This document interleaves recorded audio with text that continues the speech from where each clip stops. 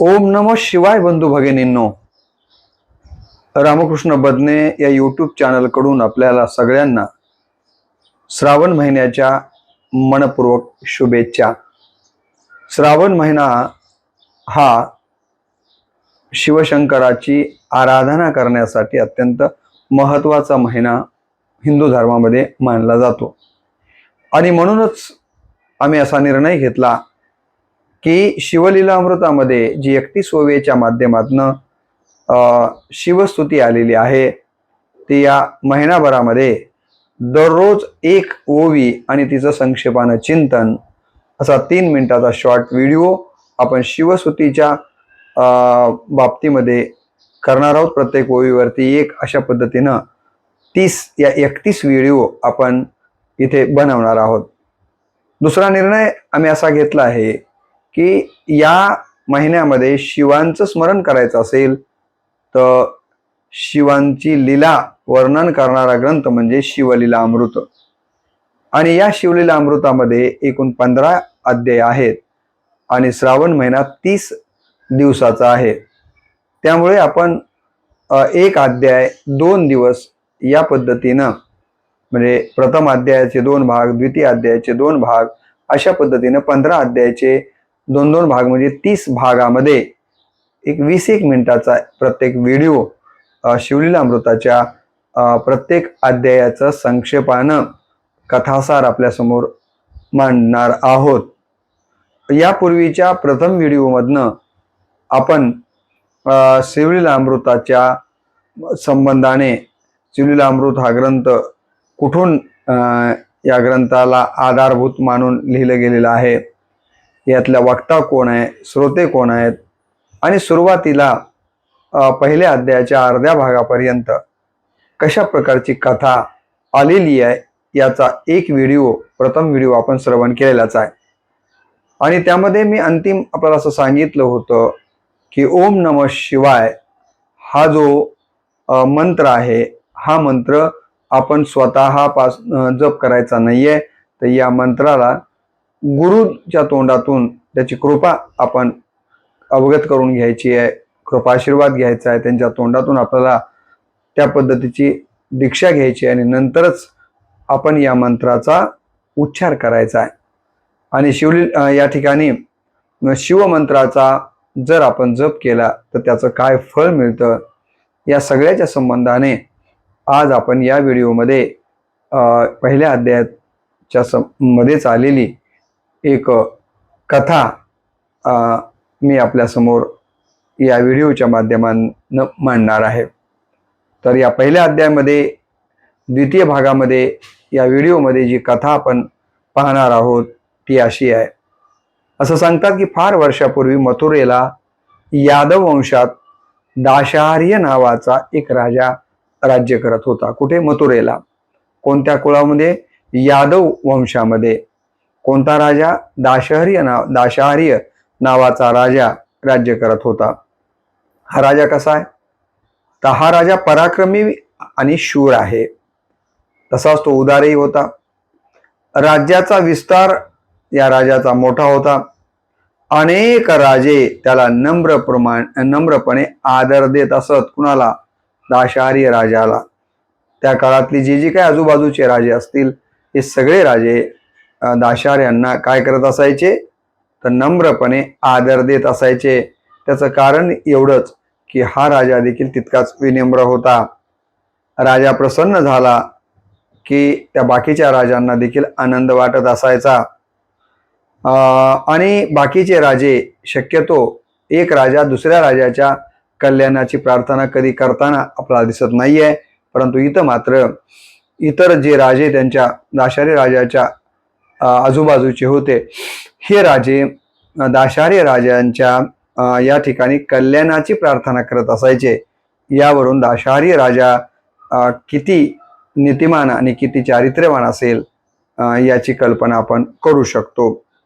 असं म्हणतात की हा राजा त्याच्या राज्यामध्ये जो याचक जी काही याचना करेल ती याचना पूर्ण करण्याचं काम या राजाकडनं उदारांतकरणानं केलं जायचं। असं सांगतात की या राज्यामध्ये दरिद्री कोणीही नव्हता. या राज्यामध्ये उपवाशी कोणी राहत नसायचा. या राज्यामध्ये आजारी देखील कोणी असल्याचं ऐकिवात नव्हतं. म्हणजे इतकं सगळ्याच दृष्टीनं संपन्न अशा प्रकारचं या दाशार्य राजाचं राज्य होतं. असं सांगतात की हा राजा 14 विद्या आणि 64 कलांच्या मध्ये पारंगत होता. म्हणजे राजा स्वतः देखील 14 कला आणि 64 म्हणजे 14 विद्या आणि 64 कलांच्या मध्ये पारंगत आहे. या राजाकडं 4 प्रकारची सेना म्हणजे ज्याला आपण चतुरस्र सेना उपलब्ध होती. राजा बोलण्यामध्ये अत्यंत गोड बोलत असायचा. आपल्या बोलण्यानं कुणाला वेदना होईल, आपलं बोलणं कुणाला लागेल अशा प्रकारचं कधीही राजा बोलत नसे. त्याचबरोबर सत्यवचनी होता. त्याला असत्य बोललेलं कधीच आवडायचं नाहीये. आणि अशा या राजाला जी पत्नी मिळालेली होती तिचं नाव होतं कलावती. दाशार्य राजाच्या पत्नीचं नाव काय आहे? कलावती आहे. आणि ही कलावती काशी नगरीची राजकन्या राहिलेली आहे. कलावती दिसायला अत्यंत सुंदर होती. असं वर्णन केलेलं आहे या अध्यायामध्ये की तिचे जे काही ओठ आहेत ते तोंडल्यासारखे लाल होते, डोळे कमळासारखे सुंदर होते, चाल हंसासारखी होती, केस लांब सडक व काळेभोर होते, चंद्रासारखा गोल चेहरा फारच लोभस दिसत असायचा. आणि ती जर एखाद्या वेळेस कलावती हसली तर तिचे दात हिरकण्यासारखे, कशासारखे? हिरकण्यासारखे पांढरे शुभ्र चमकत असायचे. आणि मग अशा या राणीवरती राजाचं अतिशय प्रेम असणं साहजिकच आहे. आणि म्हणून राजा या राणीवर अत्यंत मनातून प्रेम करायचा. असं सांगितलं जातं की एके दिवशी राजाने राणीला महालामध्ये येण्यासाठी निरोप पाठवलेला आहे, परंतु राणी काही महालामध्ये आलेली नाहीये. कदाचित तिनं राजाला महालामध्ये येण्यासाठी नकार कळवलेला आहे. परंतु राजा मात्र तिच्या आठवणीनं, तिच्या प्रेमानं कामातूर झालेला आहे. आणि अशा या काम अवस्थेमधला राजा स्वतःहून राणी कलावतीच्या महालामध्ये जातो आणि जाऊन राणीला म्हणतो की राणी साहेब, तुम्ही मला मी बोलावल्यानंतर का आला नाहीत आणि मला तुम्ही नकार का कळवला? असं म्हणत म्हणत राजा काय करतो की राणीला सांगतो की मी कामातूर आहे आणि अशा अवस्थेमध्ये मी बोलवल्याच्या नंतर तुम्ही यायला हवं. तर आपल्या दोघांच्या संगमातनं एखादा आपल्याला रूपवान मुलगा, गुणवान मुलगा मिळू शकतो का? अशा रूपवान आणि गुणवान मुलांची अपेक्षा तुमच्या मनामध्ये नाही आहे का? आणि राजाचं हे बोलणं जेव्हा कलावती ही राणी ऐकते आणि ती हसते आणि उत्तर देते राजाला. ती म्हणते, आपण माझे नात आहात. माझे नात म्हणजे पती आहात. एवढंच नाही तर प्राणप्रिय अशा प्रकारचे पती आहात. आपली आज्ञा पालन करणं हे आमचं कर्तव्य आहे पत्नी म्हणून. पण माझाही नाईलाज होता म्हणून मी आले नाही. राजा म्हणतो, काय नाईलाज होता? तेव्हा राणी सांगते की मी सध्या शंकराचं व्रत धरलेलं आहे, मी व्रतस्थ आहे. आणि खरं तर कुठल्याही पतीनं, आपलं शास्त्र काय सांगतं, कलावती आपल्या नवऱ्याची समजूत काढताना म्हणते की आपल्या हिंदू धर्मातलं हे शास्त्र सांगतं की कुठल्याही पतीनं आपली पत्नी जर व्रतस्थ असेल, रोगी असेल, गर्भिणी म्हणजे गर्भावस्थेमध्ये असेल, वृद्ध झालेली आहे, अशक्त आहे किंवा ऋतुस्नात म्हणजे बाहेर बसणे, आपल्याकडं कावळ्यानं शिवणं असं म्हटलं जातं, त्याला तिथं ऋतुस्नात असं म्हटलं गेलेलं आहे. तर एवढ्या मध्ये म्हणजे आता ज्या ज्या काही गोष्टी आपण पाहिल्या, जर अशा प्रकारची स्त्री या अवस्थेमध्ये असेल तर प्रत्येक पतीने आपल्या पत्नीला अशा प्रकारच्या स्त्रियांना, पत्नीला आपल्यापासून दूरच ठेवलं पाहिजे. तिला जवळ घेता कामा नये असं आपलं शास्त्र सांगतं. ज्यावेळी स्त्री पुरुष दोघेही मनानं अतिशय आनंदी आहेत, चिंतामुक्त अवस्थेमध्ये आहेत आणि कुठलाही पर्व काळ किंवा उत्सव त्या दिवशी नाही आहे, अशा दिवशी पती पत्नीनं प्रेमरस चाखायला काही हरकत नाही. परंतु उठसूट कधीही आणि आता वर्णिल्याप्रमाणे तशा अवस्थेमध्ये जर स्त्री असेल तर पतीनं पत्नीला बोलावू नये. अशा प्रकारे कलावती न येण्याचं कारण आपल्या पती दाशारी राजाला समजावून सांगतात. परंतु एवढं सांगून देखील दाशारी राजा कामानं कामातूर झालेला आहे. आपल्याला माहिती आहे की संस्कृतमध्ये एक अत्यंत महत्त्वाचा विचार आहे, कामातुरा न लाजन भयम. कामातूर झालेल्या माणसाला लाज त्यानं सोडलेली असते, त्याला लाज कुठल्याच बाबतीत वाटत नाही आहे आणि भयही त्याला वाटत नाही आहे. तसंच हा दाशारी राजा इतकं सांगून देखील पत्नीनं तिचं ऐकत नाही आहे. लाजही त्यानं सोडलेली आहे, भयही सोडतो आणि राजा जबरदस्तीनं आपल्या पत्नीला, राणीला, कलावतीला आपल्या बाहुपाशामध्ये या ठिकाणी ओढतो. परंतु आश्चर्याची गोष्ट अशी की जसंही त्यांनी आपल्या पत्नीला आपल्या बाहुपाशामध्ये ओढलं तसं राजाला काय अनुभव आला, तर राजाला हा अनुभव आला की अत्यंत उष्णतेनं तापलेल्या लोखंडाच्या खांबाला मिठी मारल्यासारखं त्याचा अंग भाजलेला आहे. एखाद्या लोखंडाचा खांब तापलेला आहे आणि त्याला आपण जर मिठी मारली तर काय होईल? आपलं अंग भाजतं की नाही? तसंच झालेलं आहे. राजानं आपली पत्नी कलावतीला मिठी मारल्याबरोबर त्याची अवस्था देखील अशाच पद्धतीची झालेली आहे. राजाने विचारले की हा काय प्रकार आहे राणीसाहेब? मी तुम्हाला आलिंगन दिल्याच्या नंतर मला हे भाजलंय कसं काय? काय प्रकार आहे माझ्या काही लक्षात येत नाहीये.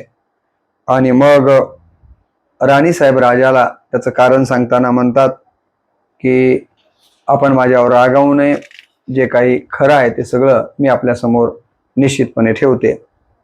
आणि राणीसाहेब या राजाचं राणीला आलिंगन देताना जे अंग भाजले त्याचं कारण सांगते. ती म्हणते की हे पहा, दुर्वास मुनी हे माझे गुरु आहेत. दुर्वास मुनी हे माझे गुरु आहेत आणि त्यांनी मला जप करण्यासाठी शिवपंचाक्षरी मंत्र दिलेला आहे.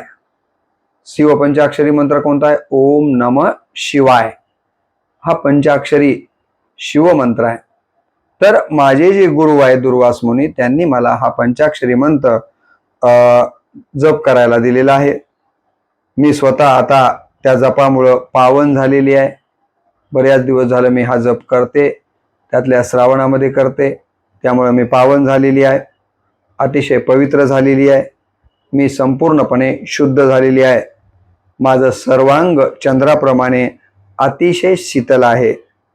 पण महाराज, आपली काया आपल्या मनात निर्माण झालेल्या पापामुळं अपवित्र झालेली आहे. महाराज, तुमचं शरीर मात्र अपवित्र आहे, कारण तुमच्या मनामध्ये आलेल्या पापामुळं ते अपवित्र झालेलं आहे.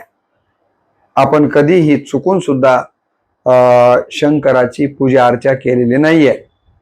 आपल्या पतीलाच ती ऐकवते की म्हणते, तुम्ही मला सांगा बरं, कधीतरी शंकरांची पूजा अर्चा तुम्ही केलेली आहे का? तुम्ही अधूनमधून जे खाऊ नये, ज्याला भक्षण म्हणतो, तर ते जे खाऊ नये ते सुद्धा तुम्ही नेहमी खाल्लेलं आहे. आणि मला गुरुच्या कृपेमुळं त्रिकाळ ज्ञान आता प्राप्त झालेलं आहे. आपल्या हातून कधीही व कोणत्याही प्रकारे गुरुसेवा झालेली नाही. माझ्या हातून झालेली आहे आणि मला गुरुची कृपाही मिळालेली आहे.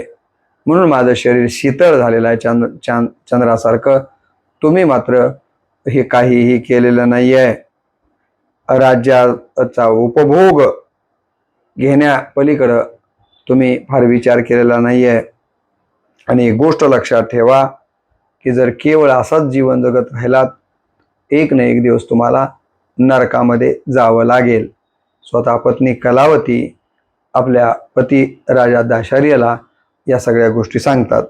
दाशहार्य राजा कलावतीचं बोलणं अगदी बारकाईनं लक्षपूर्वक ऐकत होता. आपला दोष आता त्याच्या लक्षामध्ये आलेला आहे. राजाच्या कलावतीचं बोलणं ऐकून आता त्याचं मन पश्चातापानं पावन झालेलं आहे. म्हणून गंभीरपणे तो कलावतीला बोलतो. आता त्याची गंभीरता त्याच्या लक्षात येते आणि तो कलावतीला बोलतो. काय म्हणतो बघा. प्रिय कलावती, तू शिवमंत्र दे. तर मलाही पवित्र व्हायचंय. तू जो शिवमंत्र जपतेस ना, तो मंत्र तोही मला दे. म्हणजे आजपर्यंत मी जी म्हणून पापे केलेले जाणते अजाणतेपणे, त्याचा पूर्णपणे नाश झाल्याशिवाय राहणार नाहीये आणि माझं जीवनाचं सार्थक होईल. त्यामुळं हे कलावती, हे पत्नी प्रिय, तुझ्याकडचा हा पंचाक्षरी ओम नमः शिवाय हा मंत्र मला दे. तेव्हा राणीसाहेब त्याचं बोलणं ऐकते आणि राजा दाशार्य याला काय उत्तर देते बघा. ती म्हणते, महाराज, तुम्ही माझे सर्वस्व आहात, नाथ आहात. मी तुमची दासी आहे. धर्माप्रमाणे तुम्हीच माझे गुरु आहात. तेव्हा मी तुम्हाला धर्माचरणाच्या विरोधी वर्तन करून मंत्र देऊ शकत नाहीये. तुम्हाला अधिकार नाहीये असा मंत्र द्यायला पंचाक्षरी ओम नमः शिवाय असमर्थता दर्शवते कलावती. तर मग मला मंत्र मिळण्यासाठी काय करायला हवं असा प्रश्न राजाच्या मनामध्ये उत्पन्न होतो. तो प्रश्न तो आपल्या पत्नीसमोर मांडतो. त्यावेळेला पत्नी सांगते की मी जी सांगते ते नीट ऐका. यादव कुळामध्ये गर्गमुनी नावाचे श्रेष्ठ ऋषी आहेत. आपल्याच कुळामध्ये गर्गमुनी नावाचे एक श्रेष्ठ ऋषी आहेत. ते अतिशय विद्यावंत आहेत. तेव्हा आपण आता त्या गर्गमुनींना शरण जा आणि त्यांच्याकडून स्वतःसाठी शिवमंत्राची दीक्षा घ्या. कलावती राणी नम्रपणाने आपल्या पतीला या प्रकारचा सल्ला देते. आणि मग राणीचं हे बोलणं ऐकून झालं की राजा आपल्या राणीसह गर्गमुनीच्या आश्रमामध्ये दाखल होतो. पत्नीनेच रस्ता दाखवला, तेव्हा पत्नीला सोबत घेऊन गर्गमुनी जे गुरु आहेत त्यांच्या आश्रमामध्ये हा राजा येतो. आपल्याकडे एक महान राजा येतोय हे पाहून गर्गमुनी त्या दोघांना सामोरं जातात. कुणाला? गर्गमुनी कुणाला सामोरं जातात? तर दाशारी राजाला आणि त्यांच्या पत्नी कलावतीला. पुढे राजाने त्यांना साष्टांग नमस्कार केलेला आहे आणि हात जोडून नम्रपणे राजा गर्गमुनीच्या समोर उभा राहिलेला आहे. महाराज, आपण स्वतः काय येणे केलेत असा प्रश्न पुन्हा गर्गमुनी दाशारी राजाला विचारतात की मला तिथं बोलवायला पाहिजे होतं, तुम्ही इथपर्यंत यायची तसदी का घेतली? त्यावेळेला राजा दाशार्य त्यांना उत्तर देतो. तो म्हणतो, गुरुराज, आपण मला शिव दीक्षा द्या किंवा शिवाचा पंचाक्षरी मंत्र द्या. मी पापी आहे, माझ्यावर कृपा करा. अशा प्रकारे तो या ठिकाणी गुरु गर्गमुनीला सांगतो. अशा तऱ्हेनं राजाचं अत्यंत नम्रतेचं बोलणं ऐकून गर्गमुनी त्याच्या पाठीवरती ममतेनं हात ठेवतात. तेव्हा राजाला अतिशय धन्य वाटतं. त्या दिवशी राजाने मुनीचा येतच मुक्काम केलेला आहे. मुनीकडे गेलेले आहेत, तिथंच मुक्काम गर्गमुनीने केले या ठिकाणी दाशारी राजाने केलेला आहे, गर्गमुनीकडेच. दुसऱ्या दिवशी गर्गमुनीने राजाला पवित्र अशा यमुना नदीमध्ये स्नान करून येण्याची आज्ञा दिलेली आहे.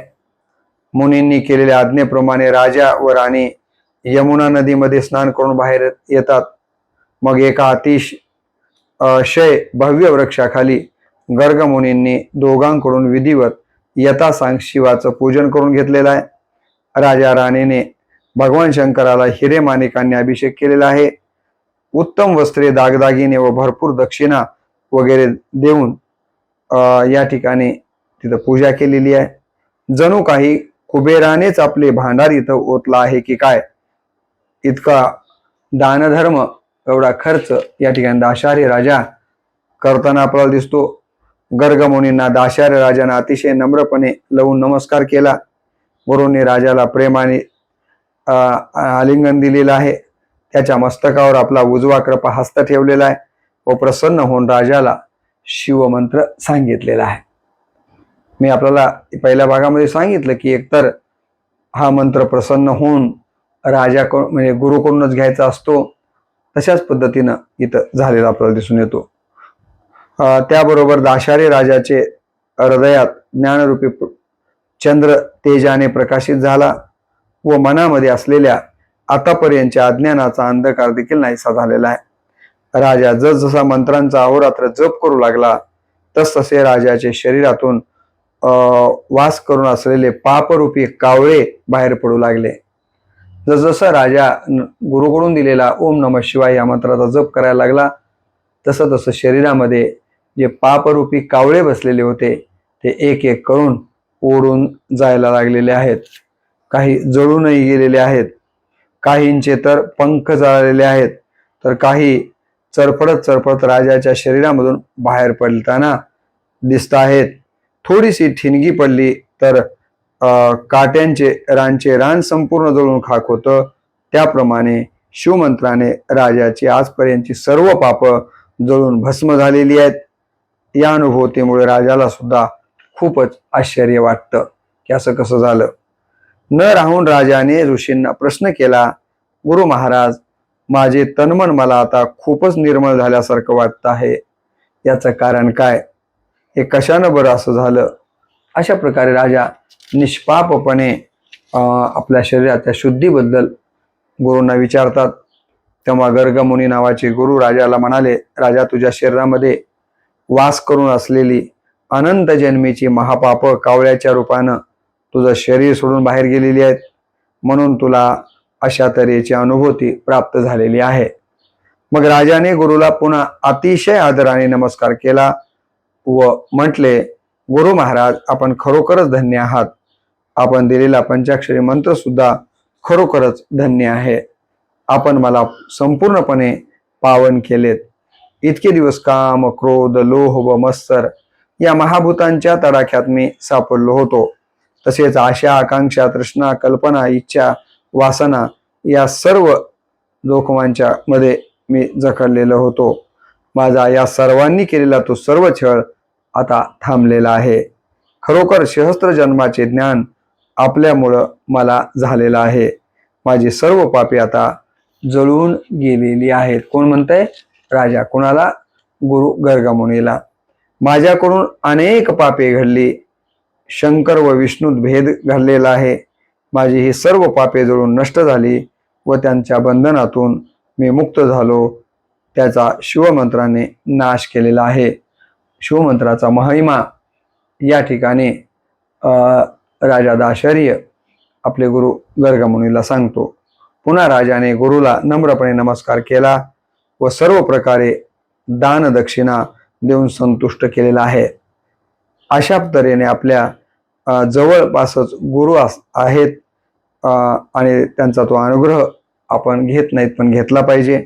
तसेच गुरु संकटात असताना आपण स्वतः मजेत न राहता अशांना ज्ञानरूपी गुरु कसा काय करता येईल याचाही प्रयत्न केला पाहिजे. गुरुला संतुष्ट करून राजा राणीसह घरी आला. पतीचा उद्धार पत्नीमुळे देखील झालेला आहे.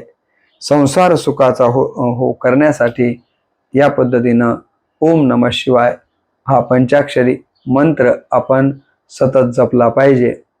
पहिल्या भागामध्ये कुणाकडून हा मंत्र जपून घ्यावा, कसा घ्यावा याबद्दलचं चिंतन आलतं आणि या मंत्रानं कुणाचा उद्धार कसा झाला याबद्दलचा एक दृष्टांत म्हणूनच आपण या दुसऱ्या भागामध्ये राजा दाशर्यची कथा जी की शिवलीलामृताच्या पहिल्या अध्यायामध्ये आलेली आहे तीही इथं पाहिलेली आहे.